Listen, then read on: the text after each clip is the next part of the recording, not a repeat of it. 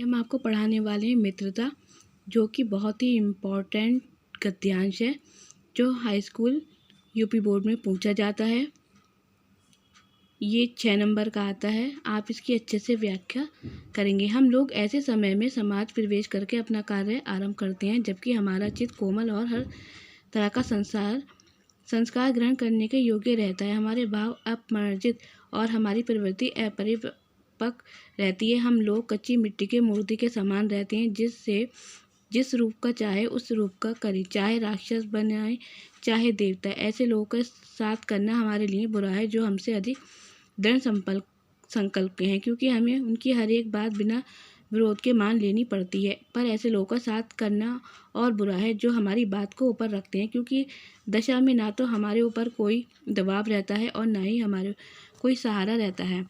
देखिए, ये 6 नंबर का आता है, जिसमें प्रश्न पत्र गद्यांश पर आधारित केवल 3 प्रश्नों के उत्तर ही पूछे जाते हैं, परंतु अतिरिक्त अभ्यास हेतु 3 से अधिक प्रश्न उत्तर दिए हैं। अब देखिए, ये आपके प्रश्न हैं, आप इसे रीड कर लेंगे। संदर्भ देखिए, प्रस्तुत गद्य अवतरण आचार्य रामचंद्र शुक्ल द्वारा लिखित एवं हमारी पाठ्य पुस्तक हिंदी गद्य के गद्य खंड में संकलित मित्रता नामक निबंध से अवतरित है। अब देखिए, पाठ का नाम क्या है? मित्रता। लेखक कौन है? आचार्य रामचंद्र शुक्ल हैं। विशेष, इस पाठ के शेष सभी गद्यांश को यही इसी रूप में लिखा जाएगा। ठीक। अब देखिए, प्रथम रेखांकित अंश की व्याख्या। लेखक का कथन है, जब हम अपने घर से बाहर निकलकर समाज के कार्य आरंभ करते हैं, तब हमें प्राय अपरिपक्व ही होते हैं। तब हमें कुछ समझ नहीं होती। उस समय हमारा मन क्या होता है? कोमल होता है। हमें किसी स्वभाव के लोगों के संपर्क में आते हैं, तो क्या है, हमारे मन पर और हमारे चित्त पर अवश्य उसका प्रभाव पड़ता है, क्योंकि हमें उस समय अच्छे बुरे की पहचान नहीं होती। हमारे विचार अच्छी तरह शुद्ध नहीं होते। हमारा स्वभाव पूरी तरह क्या है? विकसित नहीं होता।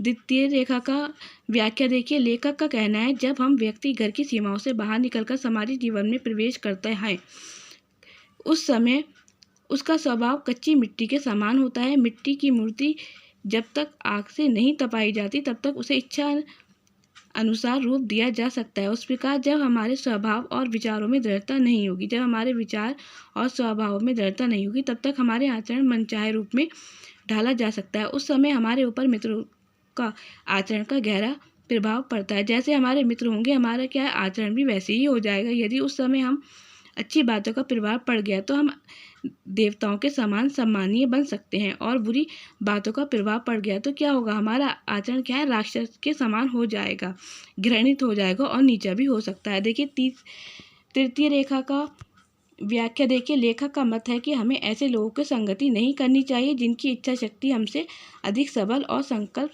हमसे अधिक दृढ़ हो। इसका कारण यह है कि वे अपनी बात, जो चाहे अच्छी हो या बुरी, हमसे बिना विरोध के मनवा लेंगे। परिणाम स्वरूप क्या होगा?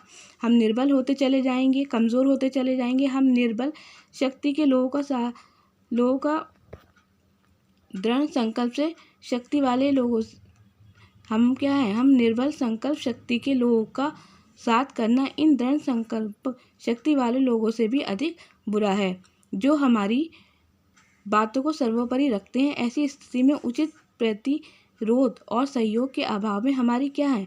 प्रवृत्तियां बिगड़ सकती हैं।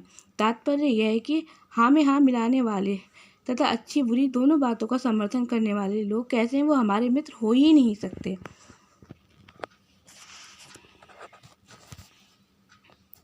लेखक के अनुसार 2 प्रकार के लोगों का साथ नहीं करना चाहिए। ऐसे लोग जिनकी हर बात बिना विरोध के माननी पड़ती हो।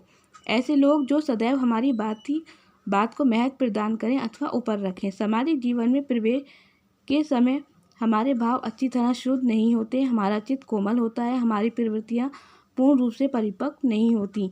प्रस्तुत अवतरण में लेखक ने कहा है, किशोर अवस्था सबसे अधिक संवेदनशील है, क्रियात्मक अवस्था होती है। इस अवस्था में उचित अनुचित का कोई विवेक नहीं होता। अतः मित्रों का चयन करते समय हमें क्या है?